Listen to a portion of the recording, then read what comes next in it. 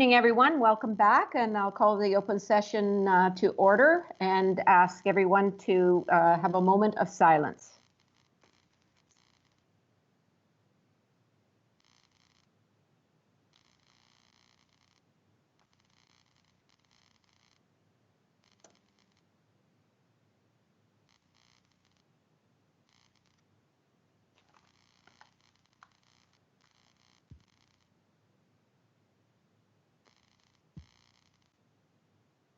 Thank you, everyone, and I'll ask our clerk to explain the rules of procedure tonight. Mr. Clerk. Yes, thank you, Madam Mayor, and through you to Council. I'm just going to start with a roll call, if I could. Madam Mayor, I'm aware that you are here. Councillor Watton, are you present?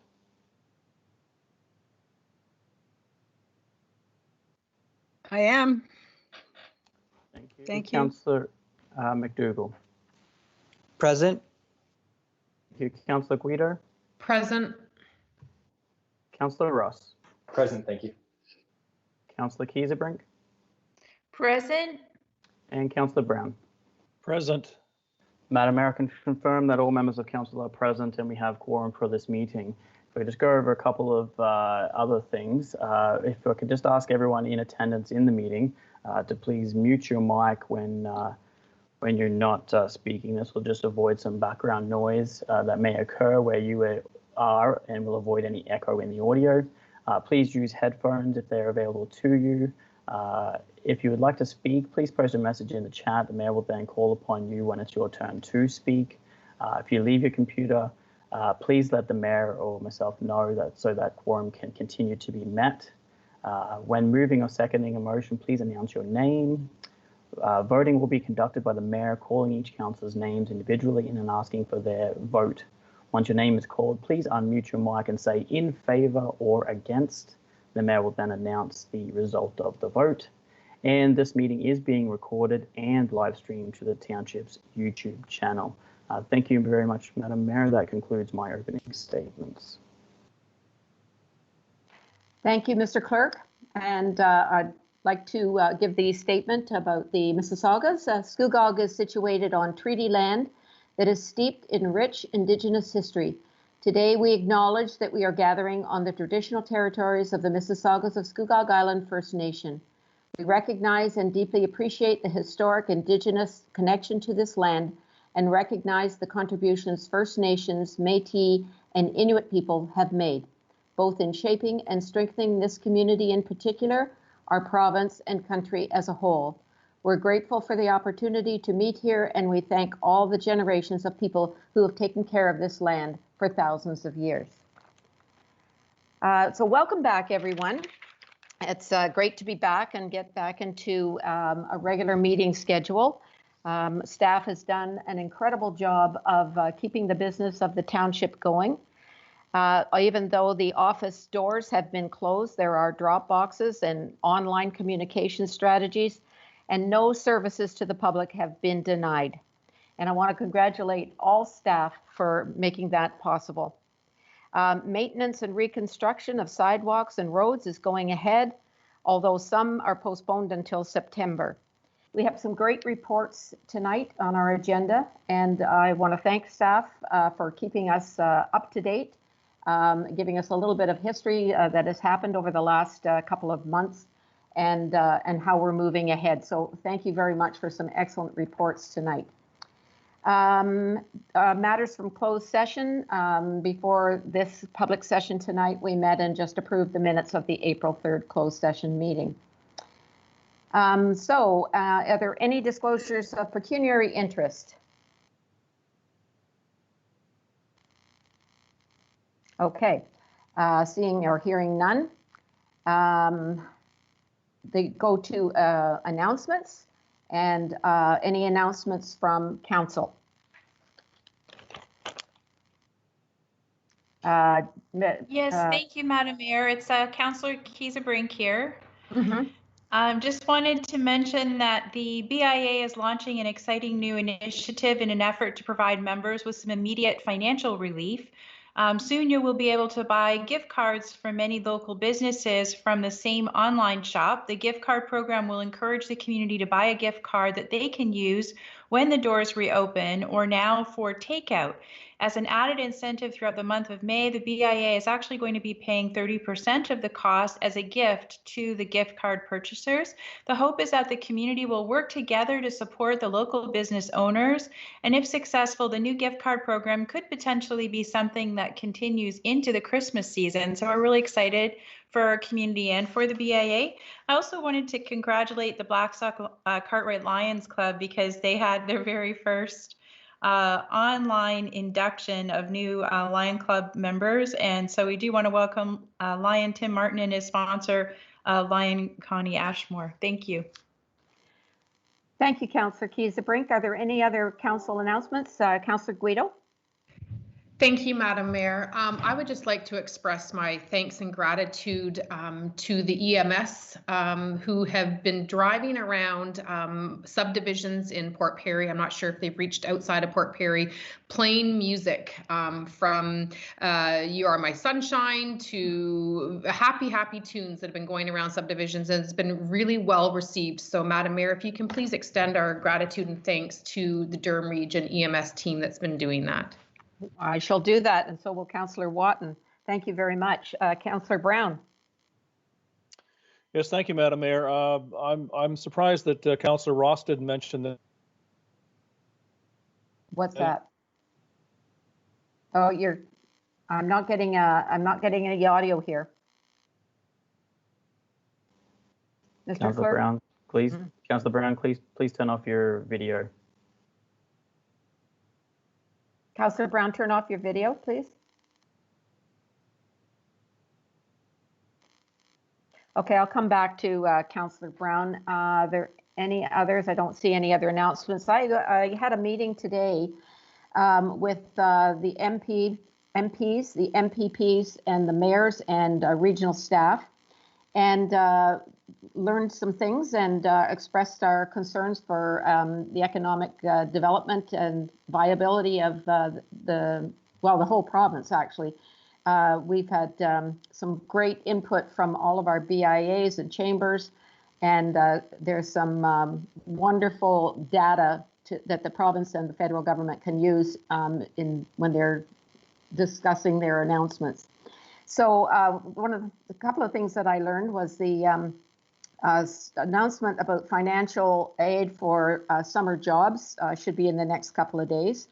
I expressed to all those present the importance of going ahead with the infrastructure grants, not only for broadband, but also the other infrastructure grants, and of course in Scugog in particular, that has to do with the Lake Scugog Enhancement Project and the Blackstock recreation facility and so on. I got the feeling that that there was a lot of support for that. I also wanted to mention that on May the 1st, this week, it's Doctors' Day. And especially this year, under these circumstances, it would be a great opportunity to let our doctors in the province know how much we appreciate all that they do every day. So they're asking that we shine a light at 9 p.m.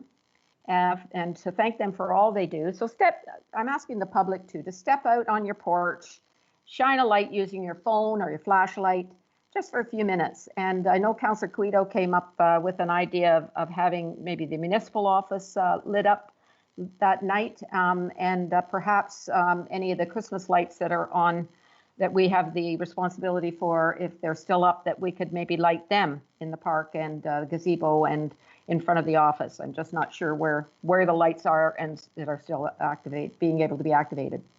So, Councillor Brown, are you able to give your announcement now?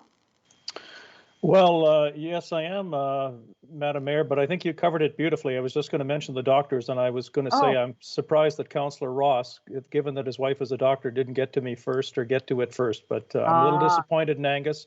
He's a little slow, But your message is all I wanted to convey, and that's just that we pay tribute to the doctors on May the 1st at 9 o'clock. So you've done it, and thank you for that. Okay, I hope everybody's in agreement that maybe we could get those Christmas lights shining and that'll cheer everybody up. So thank you. Now from staff, are there any announcements from staff? I have Director Coleman and Chief Burney. Chief Burney, I think you had your name in first. Go ahead. Thank you, Mayor Drew, and good evening. And through you to Council, on March 16th, 2 weeks ahead of schedule, open air burning was banned throughout Scugog in response to seasonal conditions, increased fire danger, and as a protective measure in light of COVID-19. April's precipitation, increasing warm temperatures has provided for new foliage as well as budding trees, all signs that spring is well on its way, thereby reducing the fire danger. It is for this reason I'm prepared to end the open air burn ban effective May 1st for registered farms, oversized open air burning, general open air burning, and recreational open air burning. May 1st is the date the annual bird ban would end. In lieu of the fire stations being closed to the public, a permit approval process has been developed to validate burn sites, collect fees, and maintain physical distancing between staff and the residents. Finally, I'd like to take this opportunity to remind all property owners open air burning is regulated. Property owners are responsible to ensure open air burning is in accordance with the open air burning bylaw, available at www.scugog.ca or by emailing fire@scugog.ca. Thank you, Mayor Drew. That's the end of my announcement. Thank you, Chief. And I'm sure that'll be well communicated and certainly will be well received. Thank you very much. Director Coleman? Thank you, Mayor Drew. I'd like to announce that the Rec and Culture staff started their redeployment to parks as of today, and they've started their training and things are well underway. The half-load weight restrictions will be removed from our roads as of Monday, May 4th, which is a couple weeks earlier than normal, which is good news. That means construction work can continue. So we are starting work again on our projects now that the half-loads are done and the warm weather is here. There's a number of 2019 projects that are being carried over that we're doing site restoration for. And that includes Aldra Drive, Caesarea Phase 3, and the 2 stormwater management pond projects, the one in Victoria Village and Canterbury Common. So those works should be done over the next few weeks. And we will also in May be beginning construction on 4 roads: Marsh Hill Road, Russell Road, Pine Point Road, and Scugog Line 4. Thank you, Director Coleman. Great news for everybody. Any other staff have announcements? Hearing none, seeing none. We have no presentations and delegations. We'll move to the consent agenda. And everything is pulled except 9.1.1, which was the special council meeting minutes of April the 3rd, and the bylaws 9.4.1, 2, and 3. May I have a motion, please, to approve the recommendations on those items? Councillor Kiesebrink, I'll make that motion. Thank you. Councillor Watton will second. Thank you. And I'll call on Councillor Ross. Your vote, please. In favor. Thank you. Councillor Watton. In favor. Councillor Brown. In favor. Councillor Guido. In favor. Councillor Kiesebrink. In favor. And Councillor McDougall. In favor. Thank you very much. We'll move on to 9.2.1. And I have Councillor Brown, and this is the Canada Day and Special Events Update. Councillor Brown. Thank you, and through you, Madam Mayor, I have a series of these, and I'm going to, if it's okay with everybody, I'm going to read the answers that I was given, and then if people want to go at the answers, that's fine. If that's all right with everybody, I'll just wait to hear. If that's okay with you, Madam Mayor, will take it from you. Okay, well, I thought perhaps we could allow the directors to, or the CAO to answer the questions, but perhaps if they had something that they wanted to add, that would be okay. Go ahead. Okay, thank you. So on page 9, Megan's report, one of the listed canceled events is Compost Day. I know we have people lined up to take garbage to the dump these days, somewhat amazingly, because there's a lot of people doing the same thing. We just wonder why they can't line up for compost, or is there more to it that I understand? So I would ask for an explanation. And following your lead, then what I'll do is I'll just ask Megan if she's available to comment on that and give the answer. Okay, is Megan with us tonight? If not, Director Coleman. Yes, Mayor Drew, through you.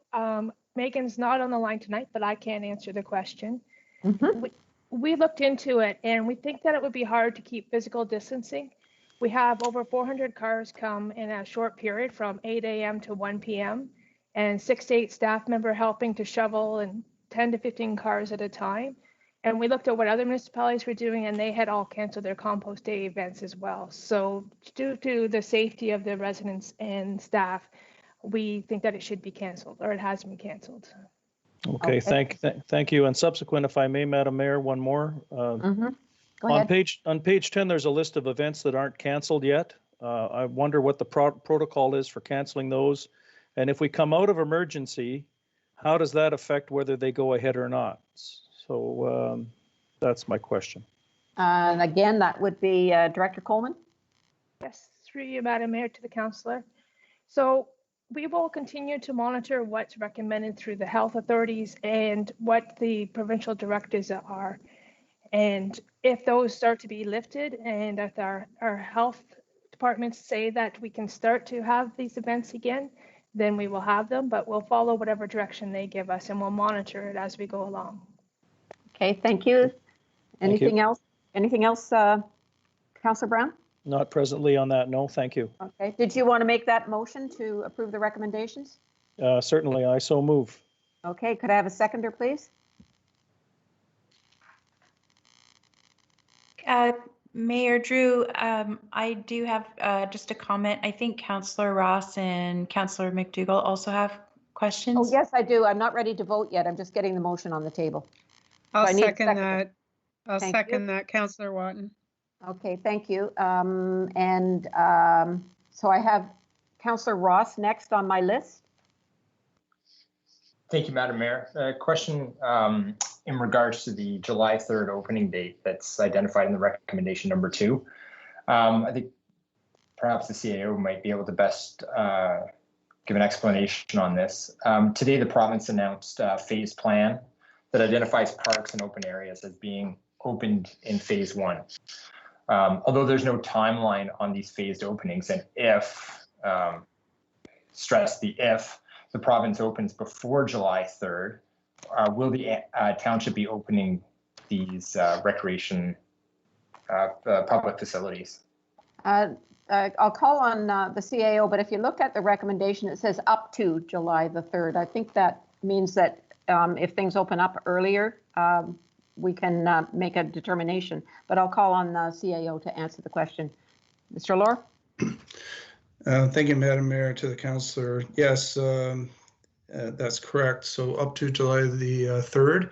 So we will be, as Ms. Coleman has mentioned, monitoring and liaisoning with the public health officials and the province. And should it be seen that the parks should open earlier, we will report that to council. And now that we're in a regular council cycle, we'll be able to, I think, have the opportunity to report to council in accordance with that cycle. So, and not sure if that answers your question, Councillor. If you have anything further, I'd be glad to try to address it. Yeah, thank you very much. No, that's fine on that point. Just perhaps some clarification in regards to the parks and recreation equipment.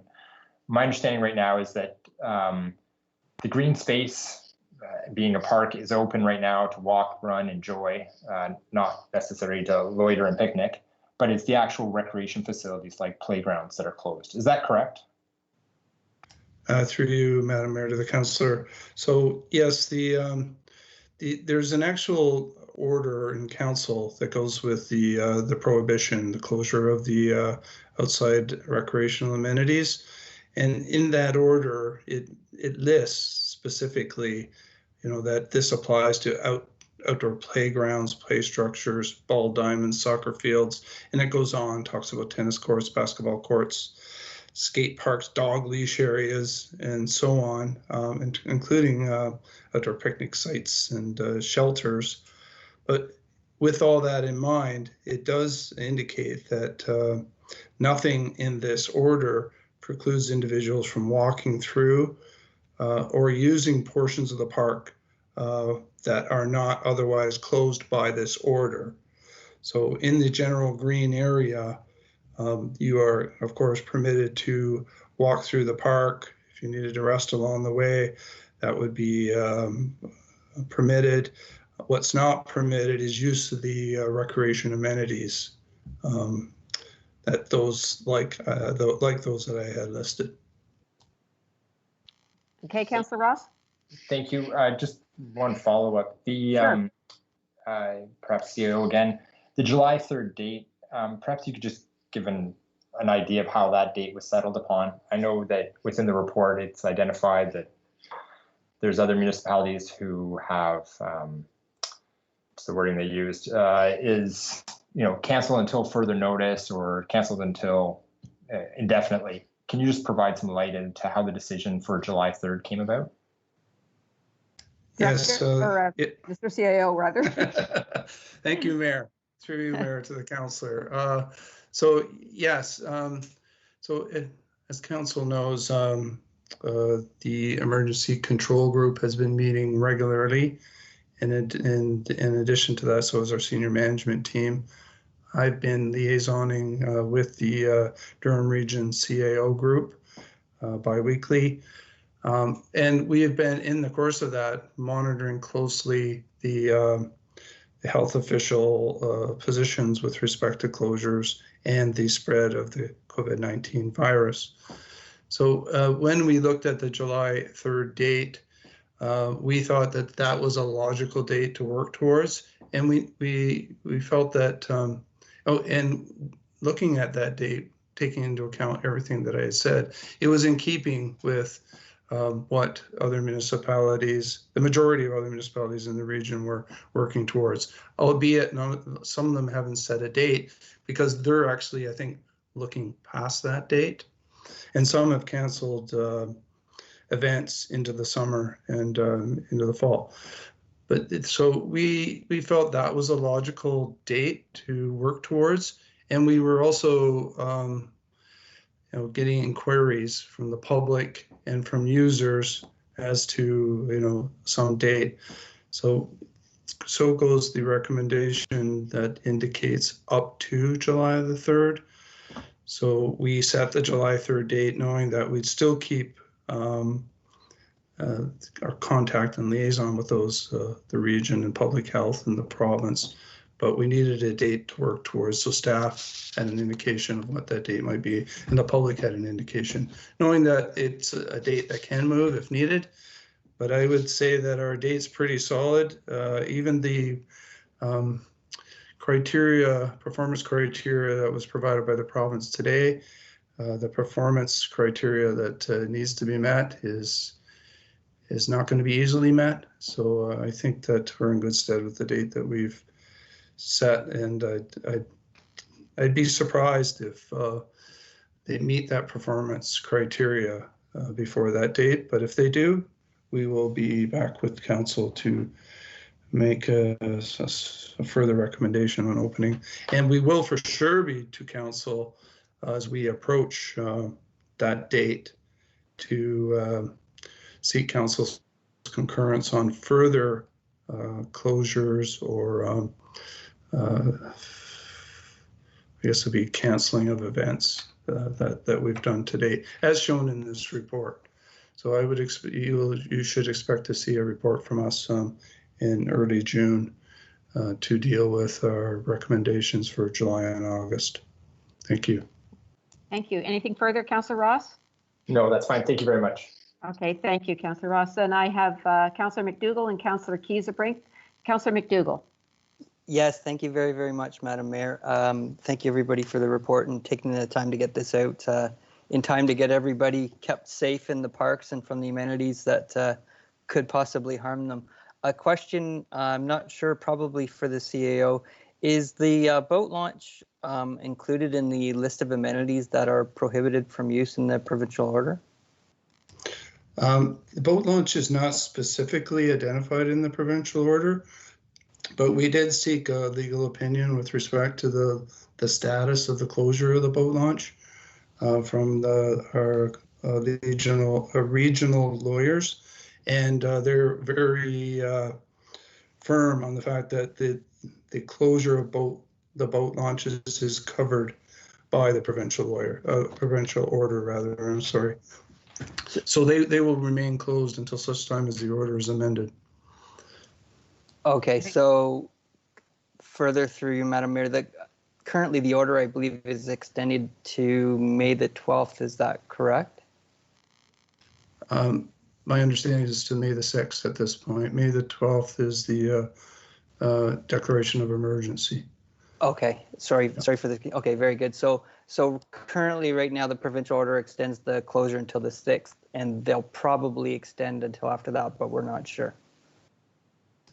Through you, Madam Mayor, that's correct. I would anticipate a further change. The province has been moving, as you know, in little chunks, and May 6th will be upon us next week, and I would expect a further extension. Okay, very good. Further through you, Madam Mayor.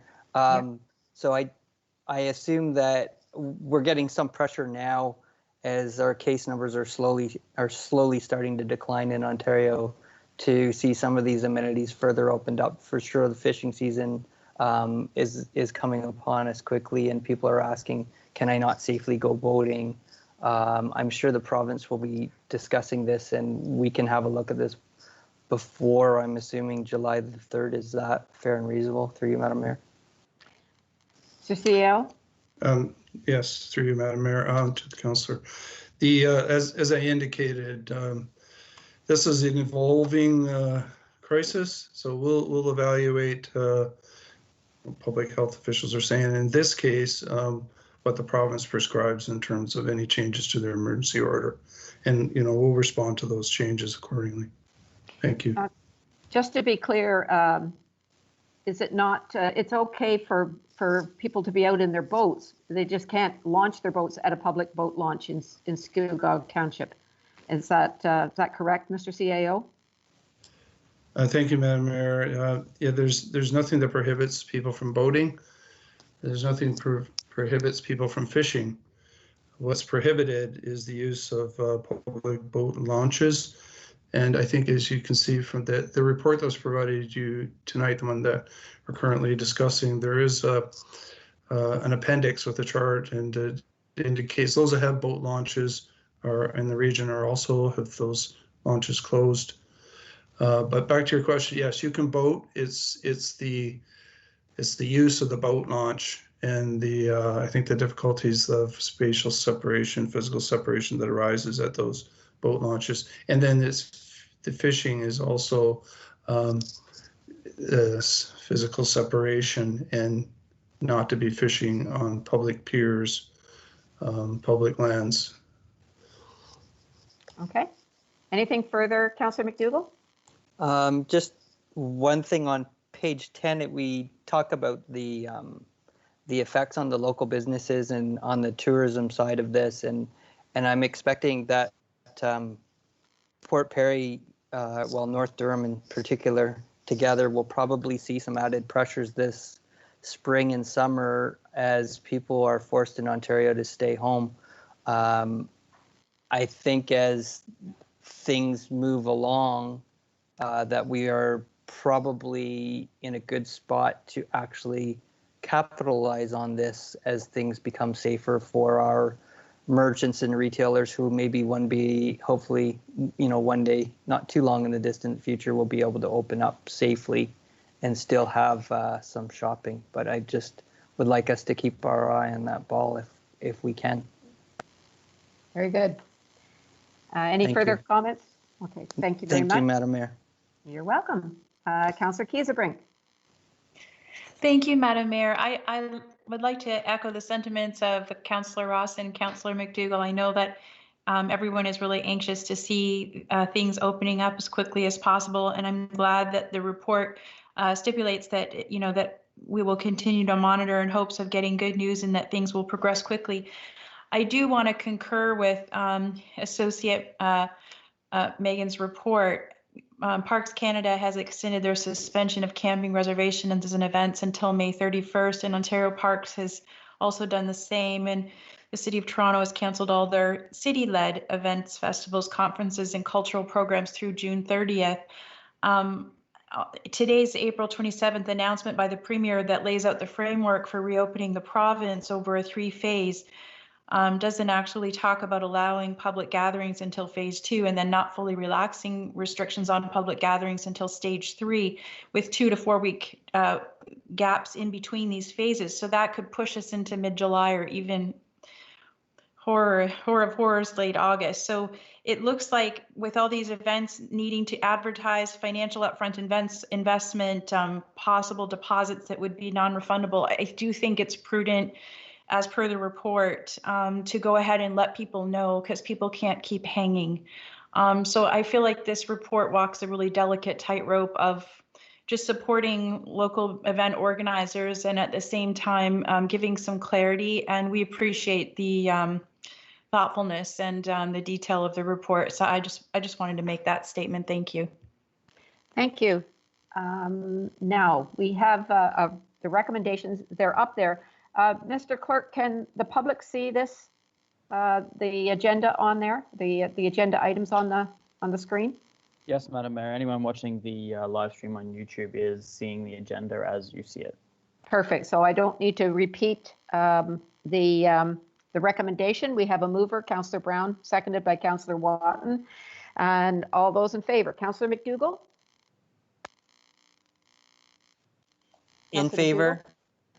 In favor? Thank you. Thank you. Councillor Ross? Councillor Ross? In favor. Councillor Watton? In favor. Councillor Brown? In favor. And Councillor Guido?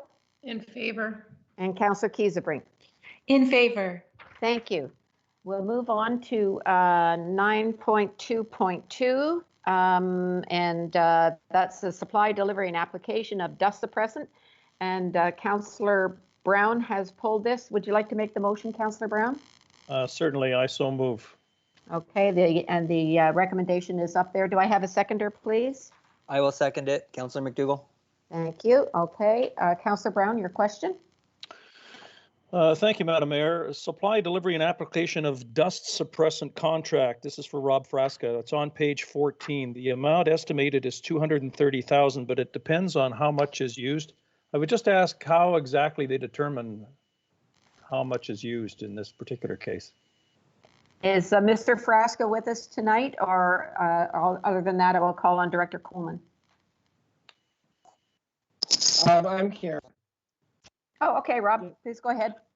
Through you, Madam Mayor, to the councillor. So we base the quantity of dust suppressant by liters, and typically the liters are set by a particular distance of road. They do vary in time, especially with the weather. If we do have quite a bit of weather and traffic issues on certain roads, we tend to apply a second treatment on certain roads to help keep the dust down. So one passing of the entire town gravel road network would leave us in below the budget line. However, with poor weather conditions and poor traffic, it just means we have to use a second application on certain roads. Okay, can I ask a subsequent question to that? You sure can. Thank you. Given that nobody, and I'm exaggerating, obviously, I perbolate here a little bit. Given that nobody is driving anywhere these days, do you expect that to have an effect on the amount of work that you have to do on these roads this year? Or will it change anything? Rob? Through you, Madam Mayor, to the councillor. With traffic being down, we've noticed, and weather being favorable, we've had a terrific spring for grading and keeping dust down. I do suspect if traffic remains at the levels that we're currently seeing, it should help with maintenance and with grading, and it should allow the dust suppressant to remain consolidated for further span. Hopefully, it would keep us from putting in any second applications. Great. Thank you very much. Thank you. Are there any other, anybody else? Councillor Kiesebrink. Thank you, Madam Mayor. I just was wanting to ask if I could, through you, Madam Mayor, to Manager Rob. The town of Whitby issued a cooperative tender. Was that a cooperative just with us, or were there other communities as well who participated? Mr. Frasca? Through you, Madam Mayor, to the councillor. Yes, there are many municipalities, Clarington as well. I believe City of Oshawa. We know the town of Whitby, ourselves, and I believe, I'm not sure, but the township of Brock may have been part of that as well. Further, Councillor Kiesebrink? Further, through you, Madam Mayor. So if does everybody in the cooperative have to concur together before the pricing that has been quoted by these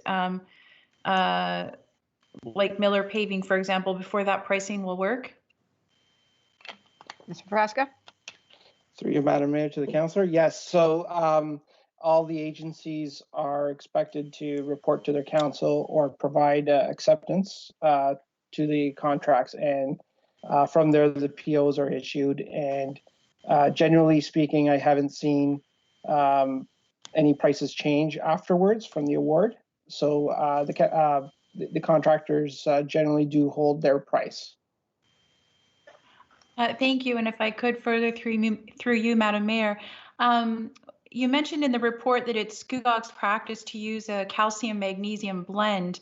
Calcium chloride is there's articles about the merits of the different dust reduction treatments. I read that calcium magnesium is actually an environmentally preferred one for sensitive watershed and wetland areas. It makes unpaved surfaces more compact and reduces the need for grading and reducing potholes. I'm just wondering if you could comment on Scugog's practice to use this particular blend and thereby to look at Miller as the award contract award. Mr. Frasca? Through you, Madam Mayor, to the councillor. This contract does allow us to change materials if we do select.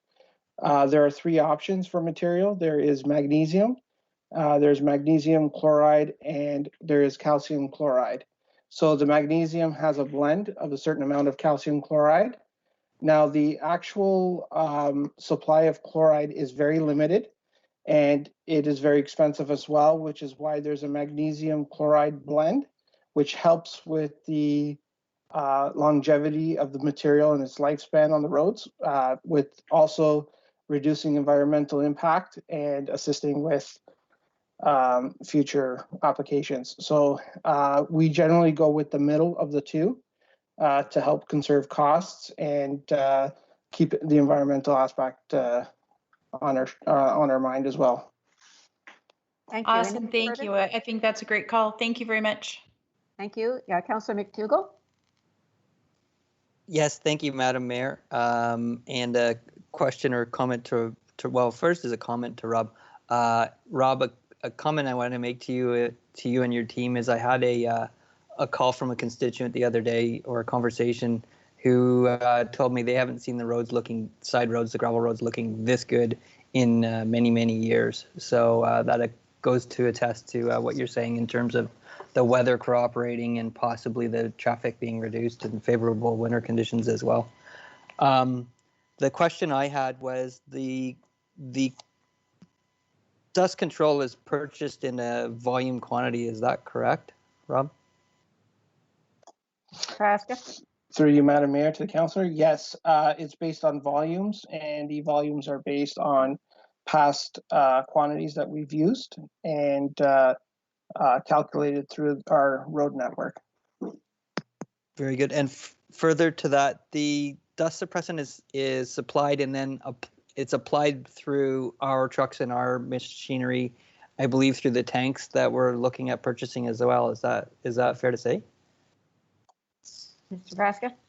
Through you, Madam Mayor, to the councillor. No, the contract includes delivery, so the trucks come preloaded from Miller, and our job is to loosen the top layer of the gravel so the liquid itself can penetrate, and then we reseal with our grader. So there's a little bit of grader work that goes along with the application, and the work is done with the Miller tankers.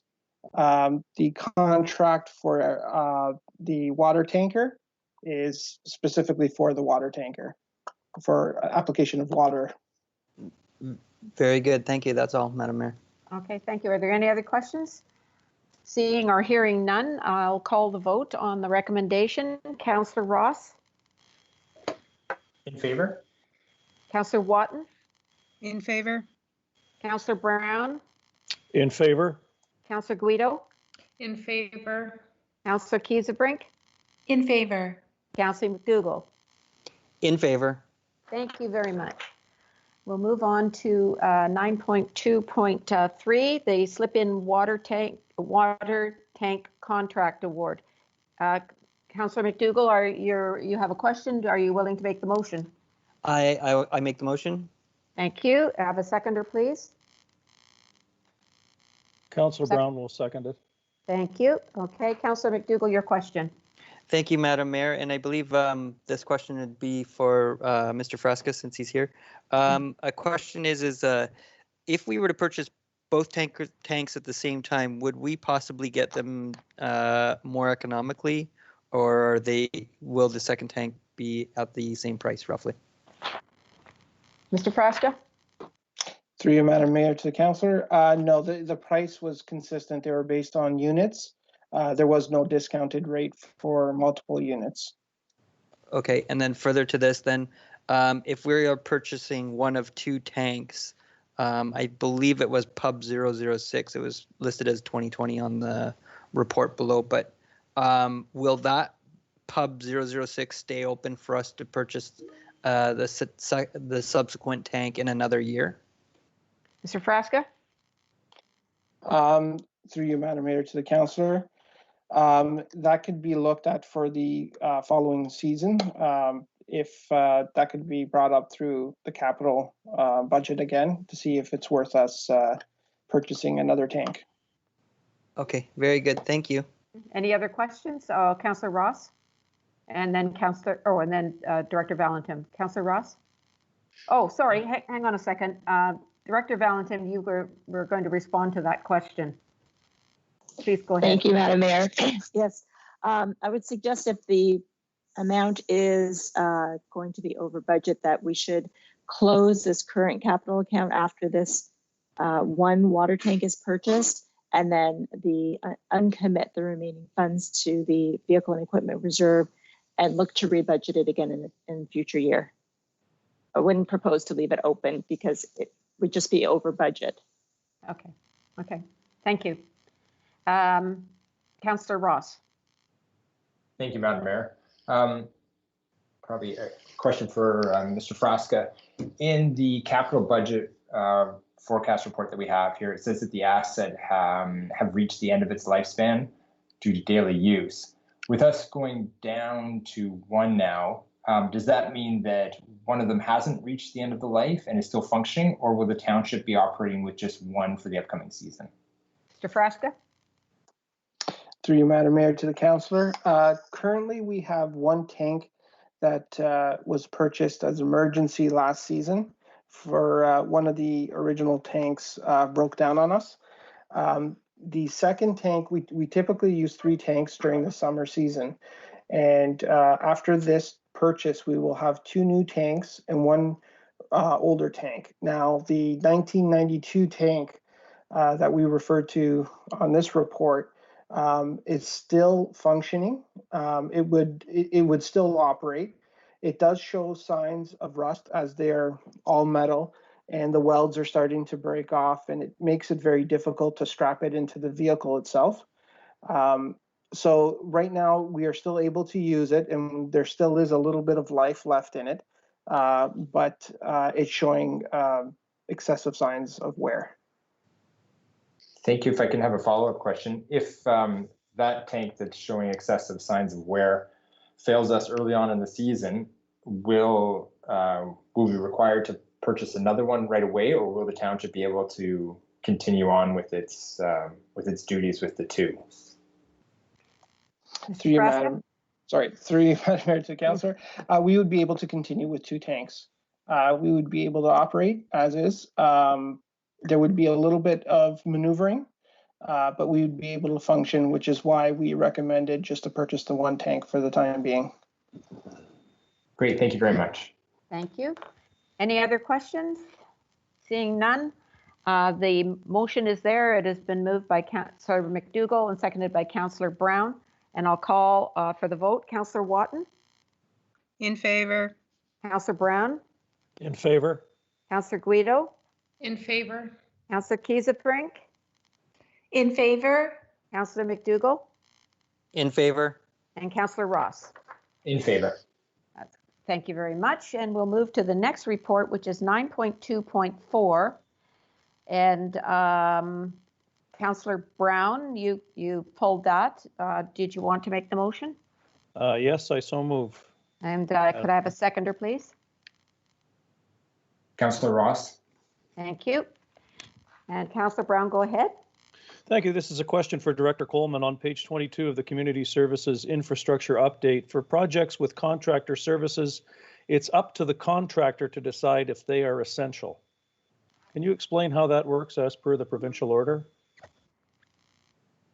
Director Coleman? Thank you, through you, Madam Mayor, to the councillor. So it's up, based on the provincial order, it's up to each business to self-assess and determine whether or not they feel that they are an essential business based on the list provided by the province. And there is a number that they can contact if they're unsure, and that will give them assistance to determine if they are an essential business. If businesses operate that are not essential, they could face fines. So that is why it's the onus is on them to decide if they are an essential business or not. So just to put that together, then, if I owned a contracting business and I wanted to stay in business, I could probably try at least to skirt some of the regulations if I thought it was nebulous, and I might be able to get away with it, right? Director Coleman? Through you, Madam Mayor, the councillor, yeah, as a business owner, that would be your call, and that's why the township would not direct you to work or not work. It's up to you. Okay, thank you. Okay, thank you. On this item, I have Councillor Ross and Councillor Kiesebrink. Councillor Ross? Thank you, Madam Mayor. Question for Director Coleman. On page 28, in regards to the sand dome replacement, the Port Perry Depot, just a question in regards to this. It here is seeing the project's deferred. The sand dome's been talked about for a number of years as a need now because it's reached the end of its life. We're deferring this project. Can you just explain why this project's been decided to be deferred at this point? Director Coleman?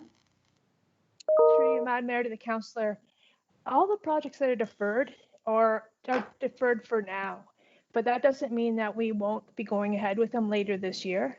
We're monitoring all of our revenue and our expenditures to make sure we have sufficient cash flow.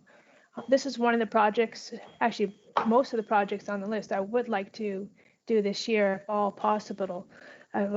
So some of them we will be still proceeding with the tenders, and we might be tendering them with a clause in the tender that says it will only proceed if the restrictions put out by the province have lifted. So this one, there are some serious structural issues, and we do want to proceed with this project. I'm hoping that it will still happen this year, but we're just not going ahead with it at this time in April. Further, Councillor Ross? Thank you. If I could follow up. Yeah. It turns out that we are unable to go ahead with this project. What kind of implication will that have going ahead into the winter months? Director Coleman? Through you, Madam Mayor, to the councillor, ideally we will get it done before the winter months. I don't believe that, that an imminent failure is likely to occur with the sand dome. We could probably get through another winter if we need to. But again, I'm hoping that we will be able to do it before the winter. Great, Anything thank you. further? That's fine. Thank you very much. Okay, thank you. And Councillor Kiesebrink? Thank you, Madam Mayor. I just want to thank Director Coleman for the report. I have been asked by concerned constituents if particular work that's being done is essential. And I do think that it's important to explain the strategy. You've presented a valuable strategy of 3 criteria of meeting Ontario Regulation 8220 as an essential business, and then 2, that the safety of the workers can be maintained, and also 3, that the timeline is critical or could be potentially or reasonably deferred. I also think that your important detail to the public that sometimes a township contracted supplier who's engaging in the work, it's not necessarily the township directly, because I think sometimes people are confused about what people are doing. And I think it's an important thing that you've made clear in the report, that it is up to the individual contracted businesses to make sure that they themselves are following protocols. I did just want to make one comment though. The Cartwright Fields LED project, I know that it's not something that we can do right now, but I'm also concerned that we not lose the funding that we have. I do hope that the province would give us an extension if that's what ended up occurring. So I just would like to point out that I'd like to hopefully see us do everything we can to still complete within that timeline so that we can capture those funds that have been awarded for this important project. Thank you. Thank you, Councillor Kiesebrink. Did you have any comment, Director Coleman, on that? Sure, through you, Madam Mayor, to the councillor. I too would really like to see this project done within this timing window for the funding. We are looking at ways that we can proceed with this project, especially because it has external funding with a deadline. We're looking at a clause, an amending agreement we could do with the contractor, so we could take away some of the risk if we order the parts, but it can't be installed this year. And we're also hoping that the new strategy by the province to start lifting restrictions will help us be able to proceed with this contract in the very near future. Thank you. Anything further, Councillor Kiesebrink? I again just want to say thank you to Councillor Coleman. I know that this was really tough to do. We have limited, more restricted funds right now with the pandemic, as everyone does. And I know that a lot of thought went into this report. So I just want to thank you and your team for all the hard work that went into this. Thank you, Councillor Kiesebrink. Councillor McDougall. Yes, thank you, Madam Mayor, and thank you for putting this report together, Director Coleman. And the chart at the bottom is really nice with the color coding and all of the information that's contained in there as to what's proceeding and what's on hold. Question for you, Director Coleman, is the sand dome, has the design for that been completed such that it could be tendered right away, or will we be in a phase where we need to complete the design and then that design can then be tendered after that? Director Coleman. Madam Mayor. Through you, Madam Mayor, perhaps if Mr. Frasca is still on the line, he could address this question. Mr. Frasca? Through you, Madam Mayor, to the councillor. No, a design has not been completed yet, so it is not tender-ready project. So there would have to be an RFP issued initially, and this was some of the concern as well about which contractors would be bidding based on the current conditions of COVID. So we figured it might be better just to hold off for the time being until we can get a proper RFP and have a preliminary design completed. I'll weigh in here. Is a sand dome not a sand dome? Like, does it have to be designed? Through you, Madam Mayor. Yes, there is designs because there's different type of sand domes. There could be a tarp type sand dome, like a soft roof sand dome. There's some that are higher. So there's different properties with different domes. There's the barn style as well. So there are different designs out there, and in order for us to ensure we get the proper design for our type of budget, it would have to go through a proper design. Okay, thank you. Councillor Watton? I'm sorry, Councillor McDougall, were you finished? No, thank you, Madam Mayor. I guess a further follow-up question to that would be, is that a design perhaps we should look at having done sooner, so that is a shovel-ready project for the fall construction season, if that's even possible? Mr. Frasca or Director? I can answer that. Thank you. Through you, Madam Mayor, to the councillor, yes, we should definitely be going ahead with that design to have it tender ready. That's good. Good answer. Thank you. Anything Thank you, further, Madam Mayor. Councillor? Okay. Yes, on page 25, we talk about the financial implications of the capital projects, and it's quite a savings. It's probably a question for Director Coleman, or sorry, for Director Valentin, I believe. We have quite a savings that we've identified, $1.9 million. Well, I shouldn't say savings. Really, it's a deferral. $1.9 million plus another $5.5 potential million in terms of projects that may not move ahead. This is addressing the capital savings or capital costs. Is there anywhere that we've looked at the operating side of you know, the COVID or the effects on our budgets in terms of moving ahead, or how much money we might need to save, you know, or what our, you know, tax shortfalls might be from this event? Director Through you, Valentin? Madam. Yes, thank you. Through you, Madam Mayor. We have done an initial review. Myself with all of senior management have gone through the budget line by line up to September, and we have identified significant revenue shortfall, but then also savings. So we've decided not to fill vacancies at this point, and the new 3 new positions that were approved by council, we're putting those on hold at this time.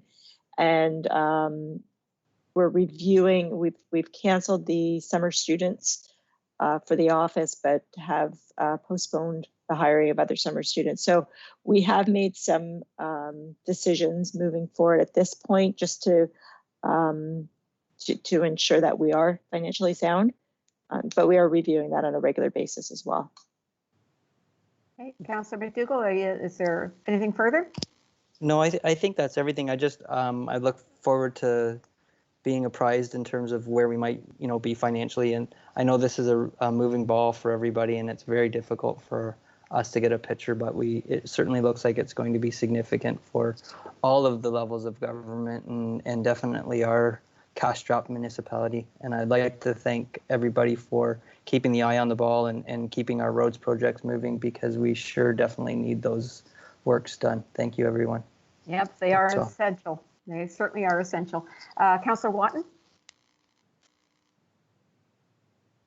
Thank you, Madam Mayor. Just further to Councillor Kiesebrink's inquiries and comments, I just wanted to also apprise a little bit about the Cartwright Fields. Cartwright Sports and Rec have been in contact with Trillium, and if it is necessary, due to delays created by COVID-19 restrictions, it is very possible that we can request an extension for our final reports and so on and so forth. So at this point, I would just say that Cartwright Sports and Rec are not too worried about it. And further to our conversation, my conversation with Director Coleman, and I relayed her comments and the desire of everyone to move it forward if it was at all possible. They seem happy to sit with that, basically because that's the only choice we have. So, but I did want to say that they certainly are also cognizant of, you know, the effects and things that can be delayed and so on and so forth from the pandemic. So right now, we're just going to have to sit tight and hopefully we won't lose our funding. Cartwright Sports and Rec is pretty confident that they will not. So thank you. That's good news. Thank you. Councillor Guido? Thank you, Madam Mayor. Yep, thank you. On page 24 of the report, it indicates that contractors are required to submit a COVID compliant health and safety plan. My question is, who do they submit these plans to, and who is responsible for monitoring to ensure compliance is actually being met? Would that be Director Coleman for that? Yes, it would. Thank you, Madam Mayor. To the councillor. So as part of any construction project, we ask contractors for a health and safety plan. This year, we are asking them that make sure that their plan includes how they're going to address COVID and how are they going to maintain the safety of workers through that. So they will submit their health and safety plans to us, and our projects, the larger ones, we will have an inspector on the site, and they will be monitoring it and noting when they're not being followed. Ultimately, the health and safety is up to the contractor, but we will be monitoring and giving and reporting when we see things that are not correct. Thank you. If I may further to that question then, so who is the inspector? Someone from our staff that's the inspector on this, or our bylaw officers? Director Coleman? Through you, Madam Mayor, the councillor, it will be, for the larger projects, it will be a consultant who will be the inspector, and for the smaller project, it will be Township of Scugog staff from the engineering group. Oh, okay. So further, if I might then, are these consultants on their daily, at different times throughout the day? Director Coleman? Through you, Madam Mayor, the councillor, it depends on the type of work being done. If it's work that needs to be inspected regularly, so there's times that they will be there full-time on site. Sometimes the work does not need to be monitored as closely, and they'll be there, as you said, during different times of the day or as needed. So perhaps, maybe I'm not understanding, if the question was who's monitoring whether they're adhering to the new COVID restrictions as far as safe distancing and hand washing. So would the inspectors not want to ensure that that is adhered to at all times? Through my mayor to the councillor, ultimately, as I said, the health and safety of a project site is up to the contractor. So it's up to them to make sure that their staff are doing everything they're supposed to do. We're not responsible for the safety of the people, but when the inspector is on site, he will observe that type of thing, and he will bring it up to the foreman on site if he sees things that are not being done right. Thank you. And to your knowledge, is there a penalty if they are not adhering to their plan? Director? Through you, Madam Mayor, the councillor, there's not a penalty as such. All construction projects have regular staff meetings, and health and safety is always an issue that is discussed. So all the contractors I've worked with, they want to protect their workers. They want to protect people on site because they can be liable if there's issues. If someone did get injured, or in this case, if the COVID-19 spread throughout a whole construction site.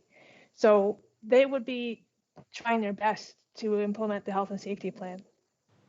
Okay, thank you. Thank you. Thank you very much. That's the end of the list of questioners. The motion is on the table, moved by Councillor Brown, seconded by Councillor Roth. I'll call a vote. Councillor Brown? I'm in favor. Councillor Guido? In favor. Councillor Kiesebrink? In favor. Councillor McDougall? In favor. Councillor Ross? In favor. And Councillor Watton? In favor. Thank you. Moving on to the next item. Before I go to the next item, I really want to thank you and your staff, Director Coleman. There's a lot of work put into that report, and it's a very valuable report. It's a keeper that we can refer to over the next several months. So thank you very, very much for that. And moving on to the next one now is 9.2.5, the final expenditure report for the Seagrave Bridge rehabilitation. Could I have a mover, please? I'll move it, Madam Mayor. Councillor Watton. Seconder? Councillor McDougall. Oh, Thank Councillor you. McDougall, second. Thank you. And Councillor Brown, you pulled it? Yes, I did. And through you, Madam Mayor, I just have a question regarding page 31. Q&E engineering went over by 14,580 and change. And McPherson Andrews went over by 56,567 and something. I'd like to be refreshed on the procedure, and I'd like to know if we approve these extra costs before the final project is done. My concern, of course, is that these guys will say near the end of a project, well, it's going to cost you an extra 56,567, and there's nothing we can do about it. I think that's, is Kevin Arsenal on the line tonight, or could I send that to Director Coleman? I can answer that. Okay. Through you, Madam Mayor, to the councillor. So on this case, we knew as soon as the problems occurred. So once they had uncovered the abutments and the footings for the bridge, our structural engineer on site told us immediately that there was an issue, that it was much more deteriorated than we thought before it was uncovered. And then we reviewed options with our structural engineer and with the contractor, and we had quotes for the work, and we did a cost benefit analysis. So it wasn't something that they just came up with at the end of the project. We knew as soon as they knew that there would be additional costs, and those decisions were made on site, or not on site, but between our staff and our structural engineer. Further, Councillor Brown? No, that's fine. Thank you. Okay, and Councillor Kieserbrink, do you have a comment on this one? Yes, thank you, Madam Mayor. I just really want to thank the province. We're delighted to be the recipients of this the Community Infrastructure Fund, nearly $1 million for our Seagrave Bridge.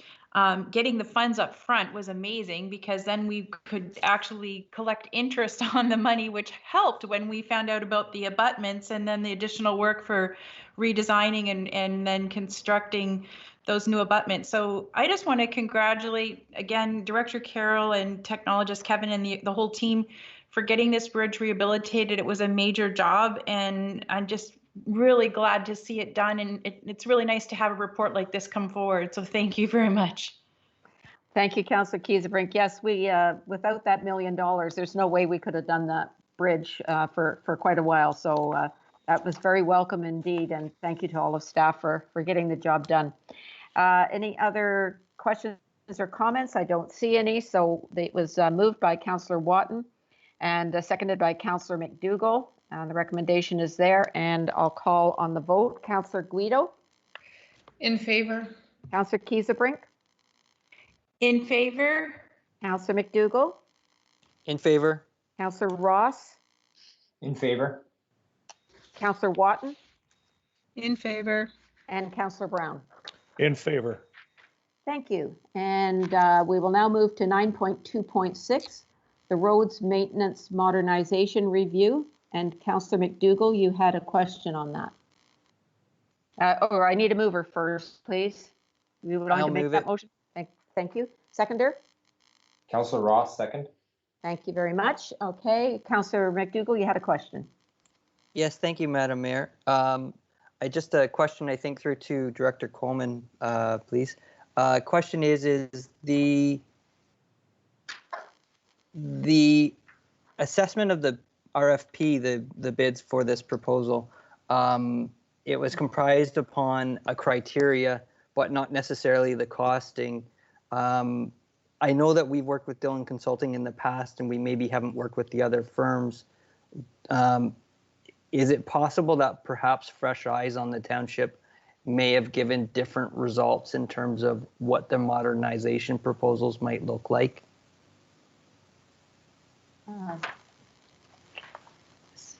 Who's prepared to answer that?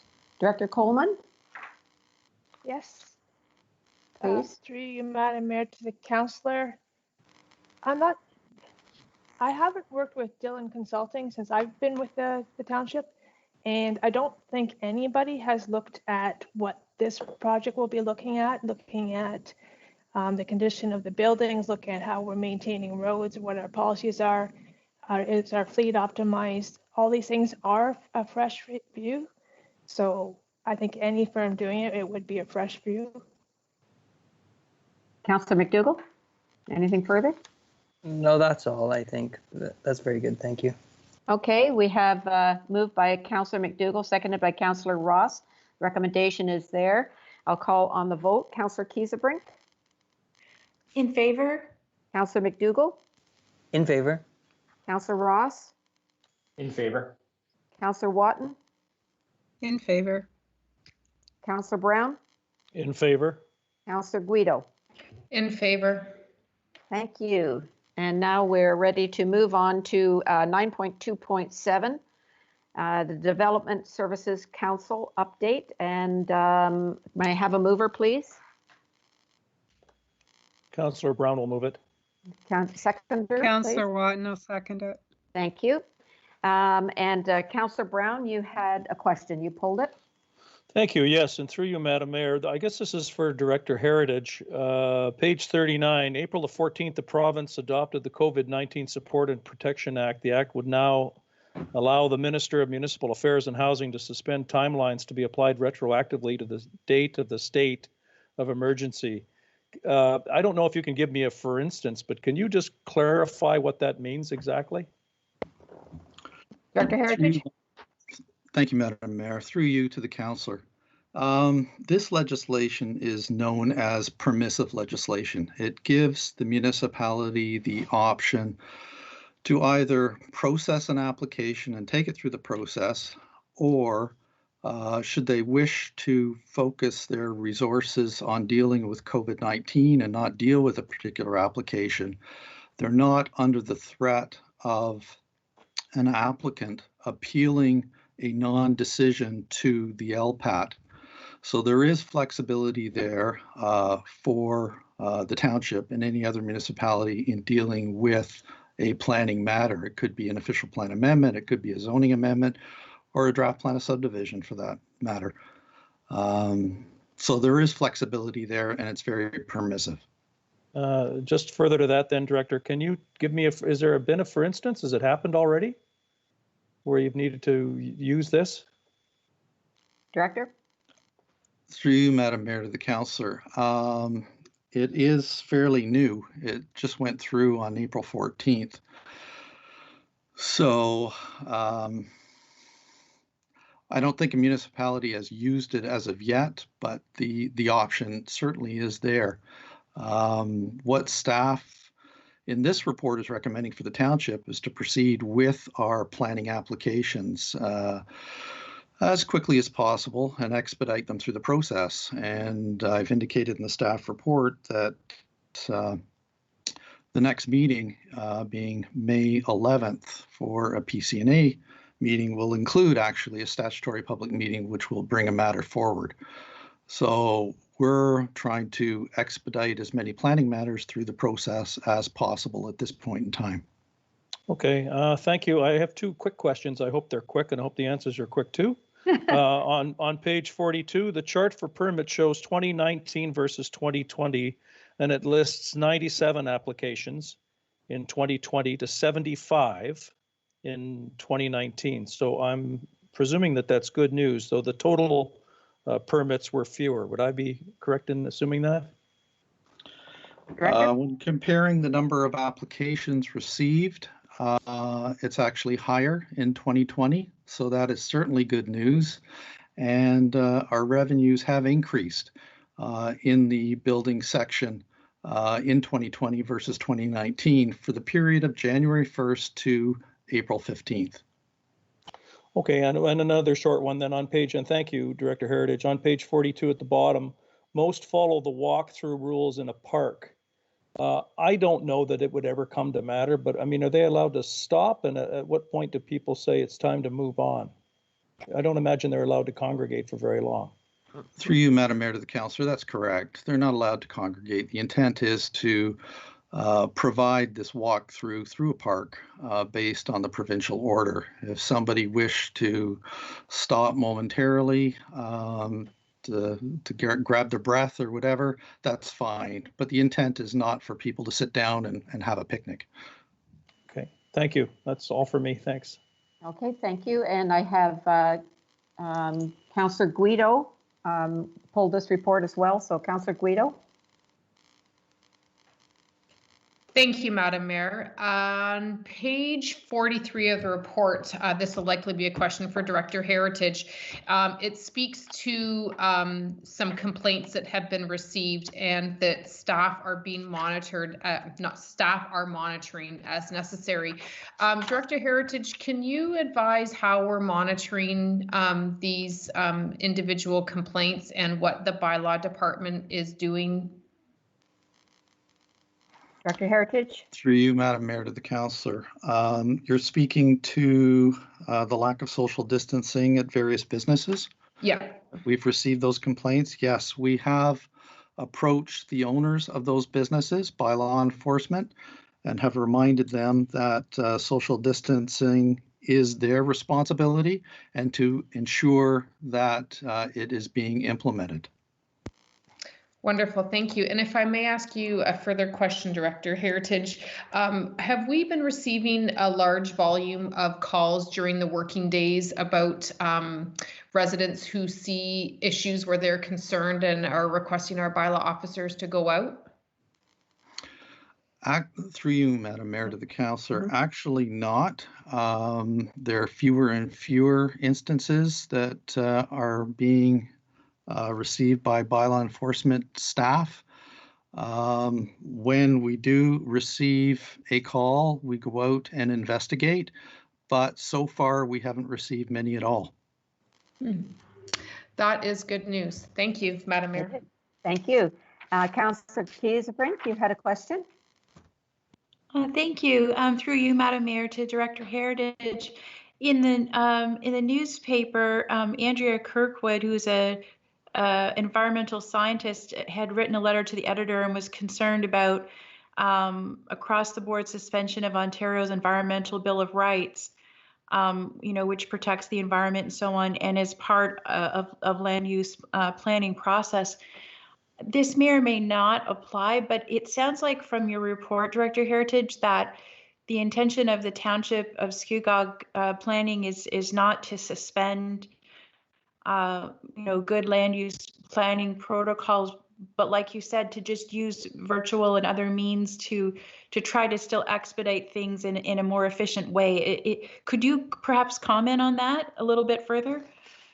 Director Heritage. Through you, Madam Mayor, to the councillor, that's correct. As I previously indicated, we will be expediting applications through the process.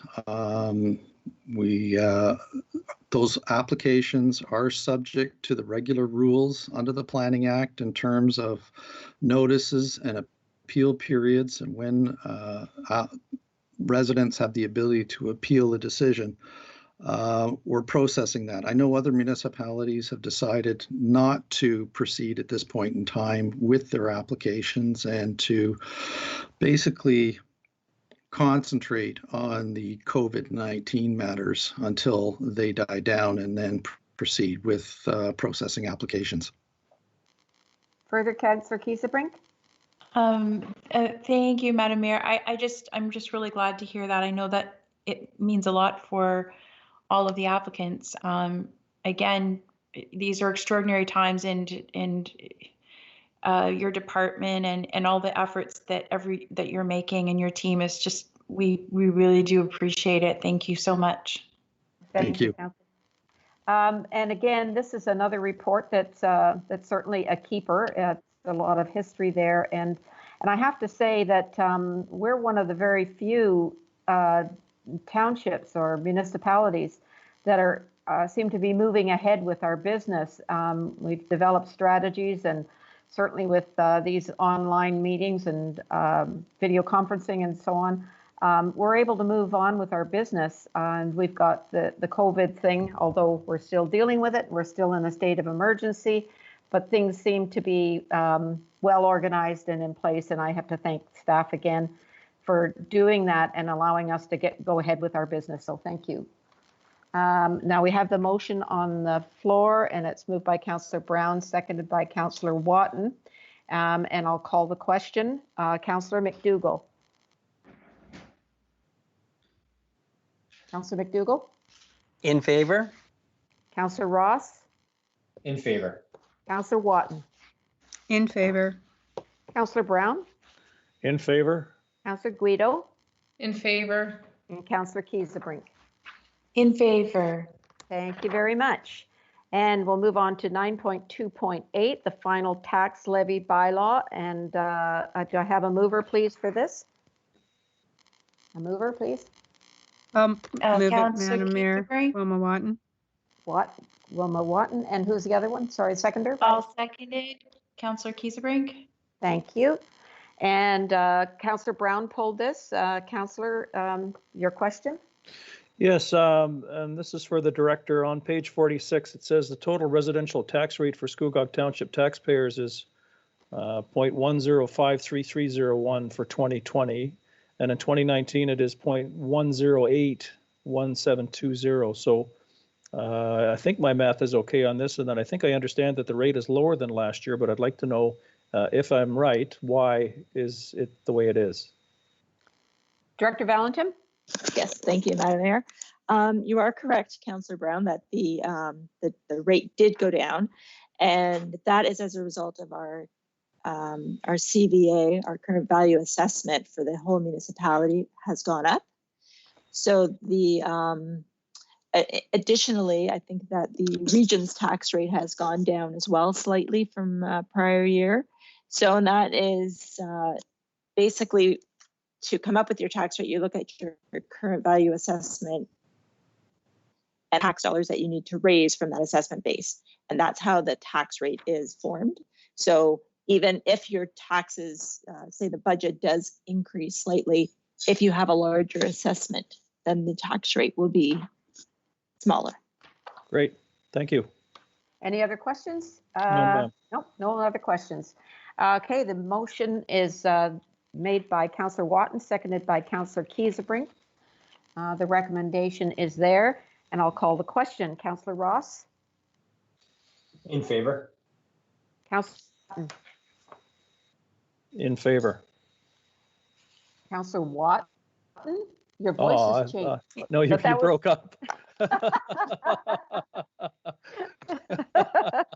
Well, Councillor Brown, now I know you're in favor, but I didn't hear Councillor Wotton. In favor. Thank you. Councillor Guido? In favor. Councillor Kiesebrink? In favor. Councillor McDougall? Councillor McDougall? In favor. Oh, it's taxes, right? Okay, that is carried. Thank you Yeah, very it's a much. bad subject. Yeah. 9.2.9, the fire tanker truck replacement. Could I have a mover, please, on that? Mover? Councillor McDougall, I'll move it. Okay. Second Councillor that, Madam Mayor. Kiesebrink, I'll second. Okay, that was Councillor Wotton, I believe. And your question, Councillor McDougall. I think it's already been answered. It's fine, Madam Mayor. Thank you. Okay, thank you very much. So, going to call the question then, Councillor Wotton.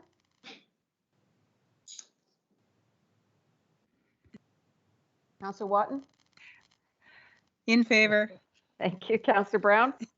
Yeah, I was gonna stick my nose in there.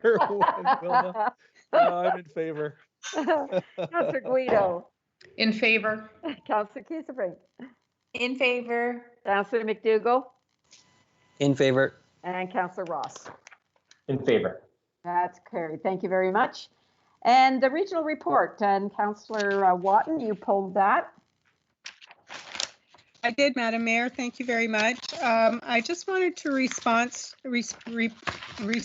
to Councillor Brown's question about what the downtowns of Durham really look like. That is part of the economic task force from the region and where they're at. So I just wanted to update that they have been meeting weekly with all the local BIAs, and their goal is to, it's twofold. One is to market the businesses that are currently open and what they're doing, and you know, and if they're diversifying and so on.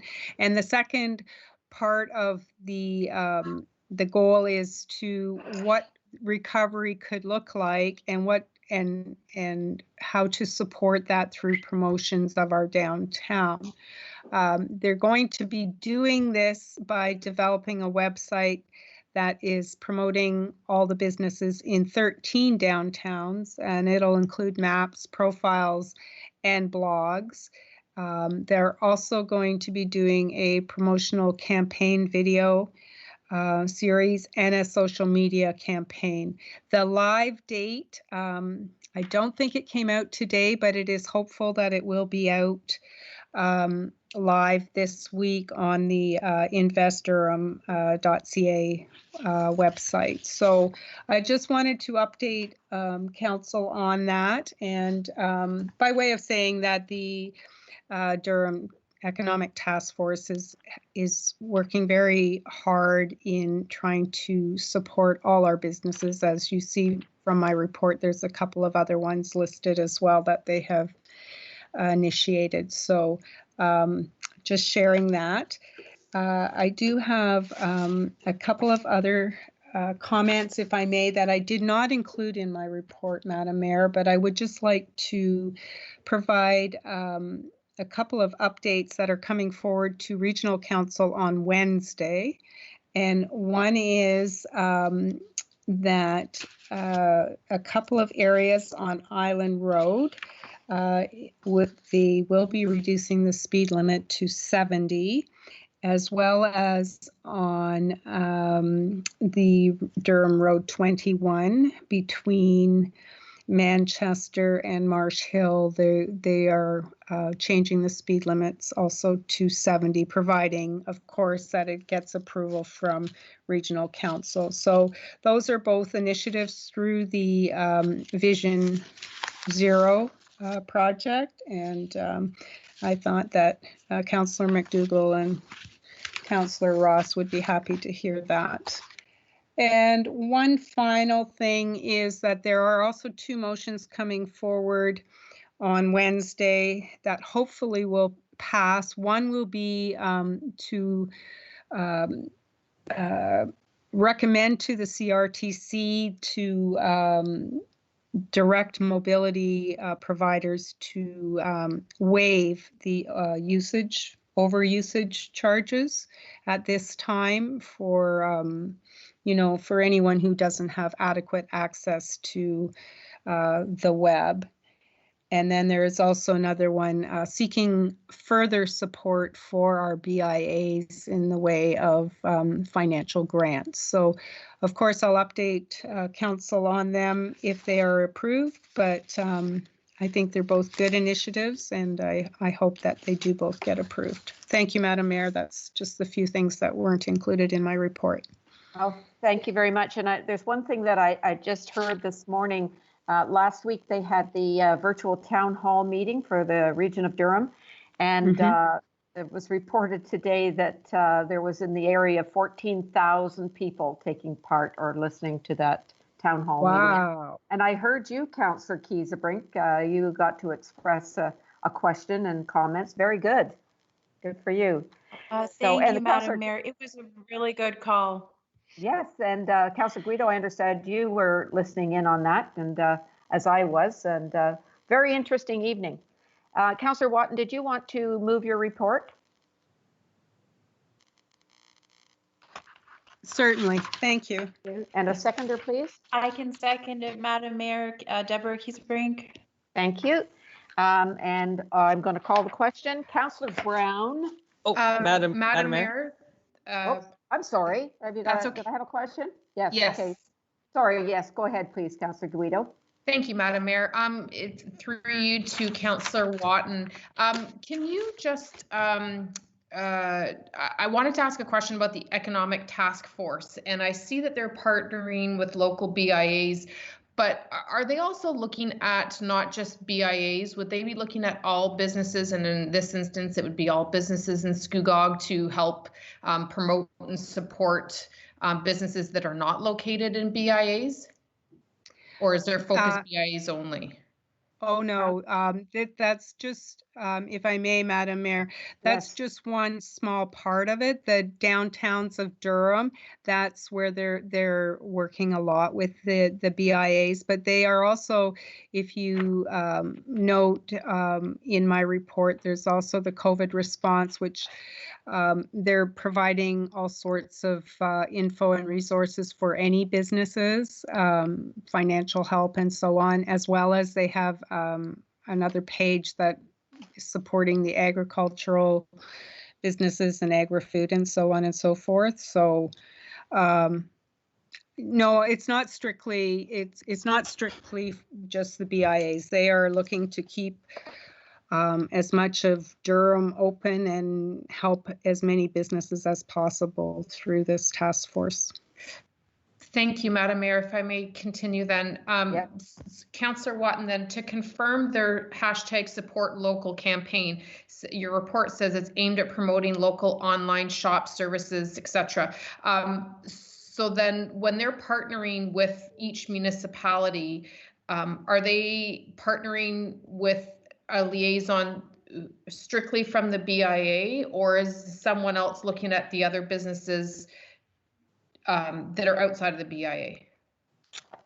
I'd have to, I'll say I'll get back to you, Councillor Guido, because I'd have to search for Mr. Gill's response to me on that. I'm not 100% sure if it is only through the BIAs, but my initial understanding was that it was not. Okay, thank you. Because they're doing the boards of trade and the Chamber of Commerce businesses as well. So, and I don't know how else, what other resources they would be, but I do know that they have been doing working with the boards of trade and Chamber of Commerce also. So, thank you, Councillor Watton. And if I may, if there's a business in Scugog that's not in the BIA or a member of the chamber, I would just hope that they're not left out of being identified or supported online in their campaign. Okay. I won't say for sure, but I would certainly concur with you that I would hope they would not be left out, and I will try and get that answer for you. Thank you very much, Councillor Watton. Thank you. And Councillor McDougall, you had a question? Yes, thank you very much, Madam Mayor. Thank you, Councillor Watton, for your report. The COVID-19 has certainly brought together some strong points of all our communities. The Durham site for the COVID stats is really, really good. The one thing I certainly has highlighted is the importance of the broadband initiatives for rural communities. It's certainly, you know, even yourself, I think, struggle a bit with the quality of the broadband in the rural areas. And I'm just hoping that maybe, you know, coming out of this, that the region can really capture that sort of initiative and propel us forward. I'm 100% beside you on that one, Councillor. And one other question, Councillor Watton, is a question with regards to Saintfield Road. Do we have any idea in terms of a timeline? You might not know that now, but in terms of a timeline for them to get back on Saintfield Road and address that? I don't have that, but I can also try and find that out. I know that they had said it would be deferred to the spring, so that once the weather was good, they would be able to do a new resurfacing, or if I recall correctly, it was poorly done initially, and there were some concerns, and they have to redo it. So I'm not sure when that's scheduled for, but I'll follow up for you. Thank you very, very much, Councillor Watton, and thank you, Madam Mayor. Thank you. Just a couple of things at that meeting today, about with the MPs and the MPPs. The subject of broadband was brought up several times. And also the South Lake, was it Development Council or what? I forget the name of it. South Lake. Yes. We're not part of it. Brock is, but Scugog and Uxbridge are not part of it. And so that we can't get some funding that we could otherwise get from them. So that was brought up as well. And also, Councillor Guido, you talked about businesses that aren't part of the chamber or the BIA. There is an avenue online somehow, and I can't quote what that is right now, but inviting any business to have their input. So they are trying to reach everybody. Okay, so with that being said, Councillor Watson moved the motion, Councillor Kiesebrink seconded, and I'll call the question. Councillor Brown? In favor? Councillor Guido? In favor. Councillor Kiesebrink? In favor? Councillor McDougall? In favor? Councillor Ross? In favor? And Councillor Watson? In favor. Thank you. Okay, the bylaws have already been passed, and there are no notices of motion. Anything under new business? Seeing none. The confirming bylaw. Could I have a motion, please, to confirm the proceedings of today's meeting? Councillor Ross I'll moves it. make the motion. Okay, Councillor Ross and Councillor Kiesebrink. Just a moment, please. Okay, I'll call on Councillor Guido. In favor. Councillor Kiesebrink. In favor? Councillor McDougall. In favor? Councillor Ross. In favor? Councillor Watton. In favor. And Councillor Brown. In favor? I did get a mover and a seconder, didn't I? I didn't write it down. Did I, Mr. Clerk? Yes, Madam Mayor, Councillor Ross and Councillor Kiesebrink. Thank you. I didn't write it down. Wasn't quick enough. A motion to adjourn. Councillor Guido, moved by Councillor Guido, seconded by Councillor McDougall. do I know you? You sure do, Madam Mayor. Okay, I'll call on Councillor, I can't remember who was first last time. I'll call on Councillor Guido first. In favor. Councillor Kiesebrink. In favor? Councillor McDougall. In favor? Councillor Ross. In favor? Councillor Watton. In favor? Councillor Brown. In favor? Thank you very much. I think the meeting went very well. I want to thank you, those people that, those councillors that did ask your questions beforehand, because I think all of our staff is working from their homes. It allowed them to research answers for you so that it could move the meeting along. And I think it all worked very well tonight, and I thank you all for your cooperation. Thank you, staff, for excellent reports and for all of the work that you do. We really appreciate it. And on that, I will wish you all a good night. Keep well, keep safe, and keep your distance. Thank you. Thank you, Madam Mayor. Thank you, Madam you. Mayor. Night, everybody. Good night, Good night. everyone. Good night. Good night. Good night. Goodbye.